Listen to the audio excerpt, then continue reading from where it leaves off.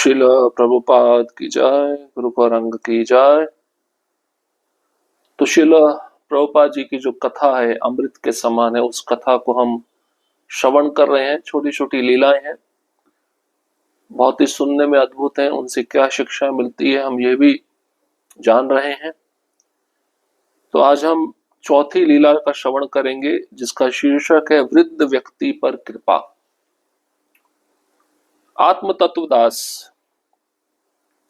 मैं दिल्ली के मंदिर कक्ष की सफाई कर रहा था, तभी एक लगभग 60 वर्षीय वृद्ध व्यक्ति आए और श्री विग्रह को प्रणाम किया।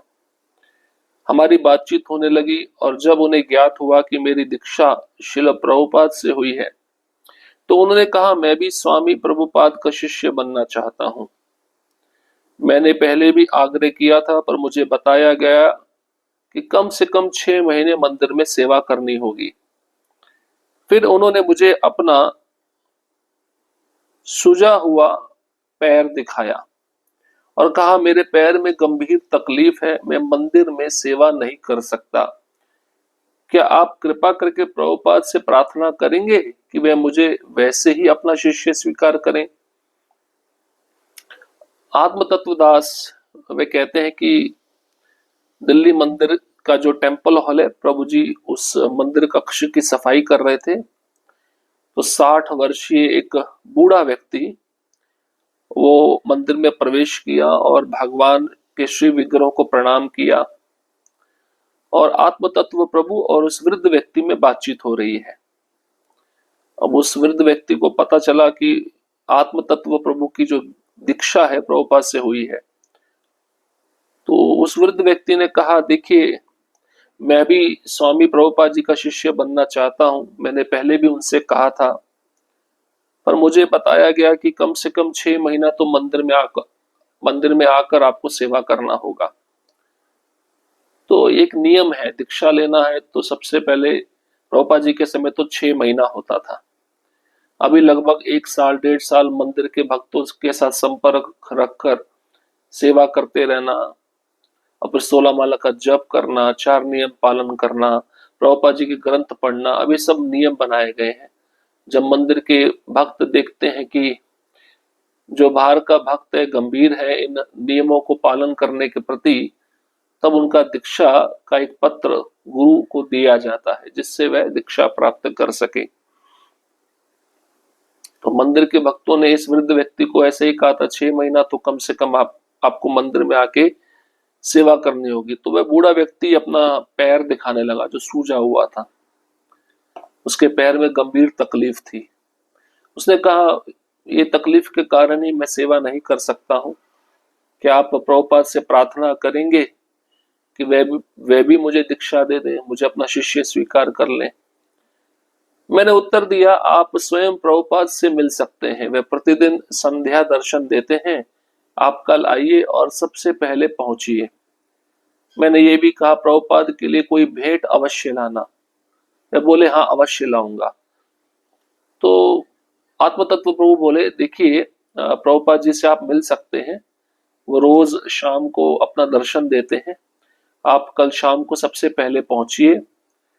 और मैंने उनको कहा कि खाली हाथ मत आइएगा, प्रभुपाद जी के लिए कुछ भेंट लेकर आइएगा। वह बूढ़ा व्यक्ति जो 60 वर्ष का था, उसने बोला, मैं अवश्य कुछ भेंट लाऊंगा। अगले दिन वे एक बड़ी थाली लेकर आए जिस पर कपड़ा ढका था। वे सबसे पहले दर्शन के लिए पहुंचे और मैं उनके साथ भीतर गया। उन्होंने थाली प्रभुपाद की मेज पर रख दी। प्रभुपाद ने उनकी ओर देखा और पूछा, हाँ। वह वृद्ध व्यक्ति भाव विभोर होकर बोले, प्रभुपाद, मैं हरिनाम जपना चाहता हूँ। प्रभुपाद मुस्कुराए और बोले, तुम्हें कौन रोक रहा है? क्या तुम्हें हरिनाम आता है? उन्होंने कहा, हाँ मुझे मंत्र आता है, हरे कृष्ण कृष्ण कृष्ण हरे हरे, हरे राम राम राम हरे हरे। अब अगले दिन वह बूढ़ा व्यक्ति एक बड़ी थाली लेकर आया जिस पर कपड़ा ढका हुआ था, और सबसे पहले प्रभुपाद जी के दर्शन के लिए पहुंचा। कक्ष में गया। आत्म तत्व प्रभु कहते, मैं भी उस बूढ़े व्यक्ति के साथ उस कमरे में प्रवेश किया और उस थाली को प्रभुपाद जी की जो टेबल थी, मेज थी, उस पर रख दिया। अब प्रभुपाद जी ने उस बूढ़े व्यक्ति की ओर देखा और पूछा, हाँ? तो वह वृद्ध व्यक्ति इतना भाव विभोर हो गया। उसने कहा, प्रभुपाद जी मैं हरिनाम जपना चाहता हूँ। तो प्रभुपाद जी थोड़ा मुस्कुराए और बोले, तुमको किसने रोका है हरिनाम जपने से? क्या तुम्हें हरिनाम आता है? उस बूढ़े व्यक्ति ने कहा, हाँ प्रभुपाद जी मुझे महामंत्र आता है। इतना कहकर उसने पूरा महामंत्र उच्चारण किया। प्रभुपाद ने कहा, अच्छा, और उनकी माला लेकर उन्हें दिखाया। देखो ऐसे आरंभ करो, प्रत्येक माला पर पूरा मंत्र जपो। प्रभुपाद ने एक एक कर पूरी माला जपी और फिर कहा, अब तुम जपो। मैं अपार आनंद से भर गया। मुझे लगा जैसे वे वृद्ध सज्जन दीक्षित हो गए। कुछ समय पश्चात यात्रा करते हुए मैं फिर उनसे मिला। वे अब भी जप कर रहे थे और उनके कक्ष में प्रभुपाद की एक बड़ी तस्वीर थी। जब दूसरी बार मिलने गया तब तक उनका देहावसान हो चुका था। सुनने में आया कि उनके हाथ में जपमाला हटाई नहीं जा सकी।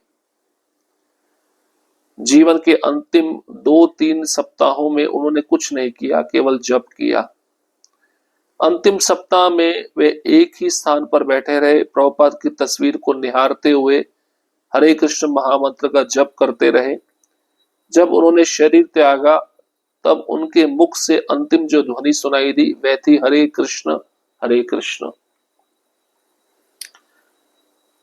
अब प्रभुपाद ने उस वृद्ध व्यक्ति को कहा, बहुत अच्छा तुमने मंत्र का उच्चारण किया। अब प्रभुपाद जी ने अपनी माला निकाली और उस बूढ़े व्यक्ति को दिखाया कि जप कैसे करते हैं। प्रभुपाद जी उस बूढ़े व्यक्ति को सिखा रहे हैं कि हर एक मणि पर ध्यान पूर्वक हरे कृष्ण महामंत्र का जप कैसे करना चाहिए। अब प्रभुपाद ने जब सिखाया तो प्रभुपाद जी ने उसको माला दी, दूसरी माला, और कहा, अब तुम जपो इस माला पर। तो आत्म तत्व प्रभु ये सब दृश्य देख रहे थे, उनका हृदय आनंद से भर गया और वे कहने लगे कि मुझे ऐसा लगा कि वह बूढ़ा व्यक्ति दीक्षित हो गया है। अब कुछ समय के बाद यात्रा करते हुए मैं उस बूढ़े व्यक्ति से फिर मिला। वह जप कर रहे थे और उन्होंने अपने कमरे में प्रभुपाद की एक बड़ी तस्वीर टांगी हुई थी। जब दूसरी बार मिलने गया तब उन्होंने शरीर छोड़ दिया था और मुझे सुनने में आया कि उनके हाथ से जपमाला हटाई नहीं जा सकी। जीवन के अंतिम 2-3 हफ्तों में शरीर छोड़ने से पहले उन्होंने कुछ नहीं किया, केवल जप किया। और अपने शरीर छोड़ने से एक हफ्ता पहले वे एक ही स्थान पर बैठे रहे, प्रभुपाद जी की तस्वीर को निहारते रहते थे, हरे कृष्ण महामंत्र का जप करते रहते थे। और जब उन्होंने अपना शरीर छोड़ा, जो उनके मुख में अंतिम ध्वनि थी वह ये थी, हरे कृष्ण कृष्ण कृष्ण हरे हरे, हरे राम राम राम हरे हरे। तो इस प्रकार प्रभुपाद जी ने उस बूढ़े व्यक्ति पर कृपा की। देखिए, पूरा जीवन भर वो जप नहीं किया था, लेकिन शुद्ध भक्त के संग में आकर जब उसने जप सीखा तो अपने जीवन के अंतिम सप्ताहों में या अंतिम दिनों में उसने इतना जप के प्रति निष्ठा प्राप्त कर ली थी कि उसके हाथ से वह माला हटाई नहीं जा सकी। प्रभुपाद जी की तस्वीर को देखकर वो जप करता था, एक ही स्थान पे बैठा रहता था और शरीर छोड़ते समय एक ही दिव्य ध्वनि उसके मुख से निकली, वो थी हरे कृष्ण महामंत्र। ये होता है शुद्ध भक्त के संग का प्रभाव।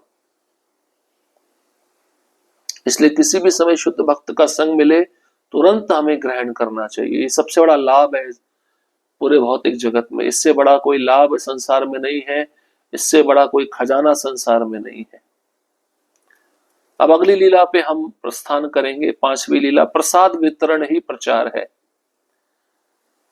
हरि शौरी प्रभु, प्रभुपाद ने समझाया कि लोगों को कृष्ण भावना भावित बनाने की उनकी प्रमुख रणनीतियों में से एक थी भरपूर मात्रा में प्रसाद वितरण करना। उन्होंने कहा कि अधिकांश लोग पशुओं के समान जीवन जीते हैं, वे अपने शरीर से परे कुछ नहीं जानते। उन्होंने कहा कम से कम उन्हें प्रसाद तो खाने दो, क्योंकि वह भी तो कृष्ण ही है। प्रभुपाद बोले हमारा कार्यक्रम है लोगों को धीरे धीरे कृष्ण भावना भावित की ओर अग्रसर करना। केवल प्रसाद ग्रहण करने से ही वे धीरे धीरे कृष्ण के प्रति आकर्षित हो जाएंगे, और जब यह आकर्षण उत्पन्न हो जाएगा तो वह दर्शन शास्त्र को भी केवल प्रसाद खाने मात्र से समझने में सक्षम हो जाएंगे। प्रसाद वितरण एक ऐसा सुनिश्चित उपाय था जिससे लोग आध्यात्मिक उन्नति की ओर बढ़ सकते थे। कितना सुंदर फॉर्मूला दिया है प्रभुपाद जी ने। कई लोग, कभी कभार भक्त प्रश्न पूछते हैं, हमारे घर के लोग भक्त नहीं बन पा रहे हैं, हम उनको बहुत कृष्ण के बारे में बताते हैं, लेकिन जो हम बताते हैं तो उनको भूल जाता है, या वो सुनना नहीं चाहते, उनकी श्रद्धा नहीं है, इस कारण से वो भक्त नहीं बन पा रहे, तो क्या किया जाए। देखिए, हरि शौरी प्रभु ने ये लीला के द्वारा हमको बताया कि प्रभुपाद जी का कितना प्रसाद के ऊपर जोर था। कारण बताते हैं, प्रभुपाद जी ने देखा लोगों के अंदर कृष्ण भावना भावित बनने की जो वृत्ति है बहुत कम है। अब एक प्रमुख रणनीति है उनको भक्त बनाने की, वो है प्रसाद वितरण। क्योंकि प्रभुपाद जानते हैं अधिकांश लोग पशुओं की तरह जीवन जी रहे हैं।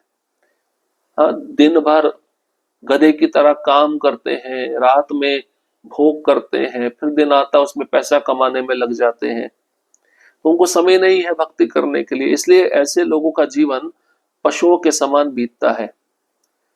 अपने शरीर से परे वे कुछ जानते ही नहीं है। प्रभुपाद ने सोचा कम से कम ऐसे लोगों को अगर हम प्रसाद देंगे और ये लोग प्रसाद ग्रहण करेंगे, तो प्रसाद क्या है? कृष्ण ही तो है। प्रसाद मतलब साक्षात कृष्ण का दर्शन, कृष्ण से अभिन्न है प्रसाद। जब ये लोग प्रसाद खाएंगे तो जो ज्ञान फिर इनको मिलेगा उनको उस ज्ञान को समझने में वह सक्षम हो पाएंगे। तो प्रभुपाद जी कहते हैं हमारा कार्यक्रम है लोगों को धीरे धीरे कृष्ण भावना भावित की ओर अग्रसर करना। अब देखिए, कई भक्त होते हैं जो प्रभुपाद की पुस्तकों को पढ़कर भक्त बन जाते हैं, लेकिन कई भक्त ऐसे होते हैं जो प्रभुपाद की पुस्तकों को प्रथम रूप में समझने में सक्षम नहीं है, तो उनके लिए प्रसाद एक उपाय है, उनको प्रसाद खिलाओ। तो धीरे धीरे व्यक्ति भक्त कैसे बनता है? प्रसाद खा के बनता है। वो प्रसाद मदद करता है उस व्यक्ति को आध्यात्मिक ज्ञान समझने में। तो ऐसे लोग जो भौतिकतावादी है उनको प्रसाद जब मिलता है तो प्रसाद ग्रहण करने से ही ऐसे लोग धीरे धीरे कृष्ण के प्रति आकर्षित होंगे, और जब आकर्षण उत्पन्न हो जाएगा तो वो प्रभुपाद के ग्रंथों को केवल प्रसाद खाने मात्र से समझने में सक्षम हो जाएंगे। इस चिंता नहीं करनी चाहिए, लेकिन एक चीज का बहुत ही ध्यान रखना चाहिए, धैर्य होना चाहिए। अगर हमें किसी को भक्त बनाना है, वो ज्ञान के द्वारा भक्त नहीं बन पा रहा है, कई भक्तों के अंदर सेवा की रुचि होती है, उनको सेवा करने दिया जाना चाहिए। वो सेवा ही उनको ज्ञान प्राप्त करने में मदद करेगी। इसलिए यहाँ पे बताया गया ऐसे लोगों को प्रसाद देते रहना चाहिए, उनके लिए प्रार्थना करते रहना चाहिए। एक ना एक दिन ऐसा आएगा कि वह प्रभुपाद के जो ग्रंथ है उसको समझने में सक्षम हो पाएगा। विचलित नहीं होना चाहिए कि भक्त क्यों नहीं बन रहा है, थोड़ा समय लग सकता है, इससे धैर्य रखना जरूरी है। तो प्रसाद वितरण ही एक ऐसा सुनिश्चित उपाय है जिससे लोग आध्यात्मिक उन्नति की ओर बढ़ सकते हैं। छठवीं लीला है बैल भी जाएंगे भगवान के धाम। आत्म तत्वदास कहते हैं अगले दिन प्रभुपाद आंगन में टहल रहे थे और उन्होंने बैलगाड़ी को देखा। उस पर एक अर्धवृत्ताकार बैनर लगा था जिस पर लिखा था भक्ति वेदांत बैलगाड़ी प्रचार संकीर्तन मंडली। प्रभुपाद ने वह लेख पढ़ा और कहा जय। फिर उन्होंने बैलों को कुछ घास खिलाई, उनके गाल थपथपाए और कहा ये बैल गौर निताय को प्रचार के लिए ढो रहे हैं, ये वापस अपने घर भगवान के धाम को लौटेंगे, इन्हें फिर से जन्म नहीं लेना होगा। तो आत्म तत्वदास कहते हैं कि अगले दिन प्रभुपाद जी आंगन में टहल रहे थे, उन्होंने बैलगाड़ी को देखा। क्योंकि हमारे गुरु महाराज परम पूज्य लोकनाथ स्वामी महाराज को प्रभुपाद जी बैलगाड़ी से प्रचार करने को कहे थे। अब उस बैलगाड़ी को जब प्रभुपाद जी देखे तो वहां पर एक बैनर लगा हुआ था जिस पर लिखा था भक्ति वेदांत बैलगाड़ी प्रचार संकीर्तन मंडली। और प्रभुपाद ने देखा तो कहा जय।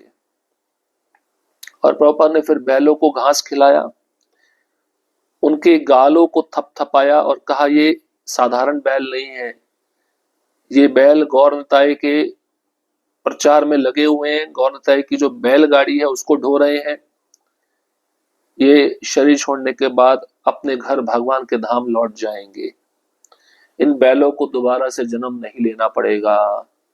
कोई भी जीव अगर भगवान की सेवा में लगता है वह उसका आखिरी जन्म होता है, अगर वह जीव भगवान की सेवा निष्ठा पूर्वक करे। तो ये समझ लेना चाहिए, चाहे मनुष्य योनि नहीं, चाहे कोई भी योनि हो, चाहे पशु पक्षी, अगर वह भगवान की सेवा में लगे हैं भक्तों के माध्यम से तो ये उनका आखिरी जन्म है। इस शरीर को छोड़ने के बाद वह पशु पक्षी भी भगवान के धाम जाएंगे, उनको दोबारा जन्म नहीं लेना पड़ेगा। ठीक है, अब बहुत सुंदर लीलाएं आगे भी आने वाली हैं जिसको हम अगले सत्र में श्रवण करेंगे। हरे कृष्ण कृष्ण कृष्ण हरे हरे, हरे राम राम राम हरे हरे। श्रील प्रभुपाद की जय, गुरु गौरंग की जय।